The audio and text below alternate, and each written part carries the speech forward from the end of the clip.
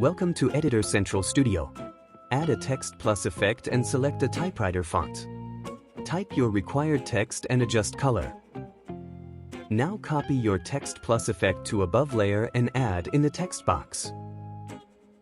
To add blinking effect to this text, go to Fusion page. Inspector, Opacity. On frame 1, select opacity to 1 and keyframe it. Go to frame 4, keyframe opacity to 0. Go to frame 8, keyframe opacity back to 1. Now you have animated the blinking effect for 8 frames. To add this effect to full video, go to Spline window at the top.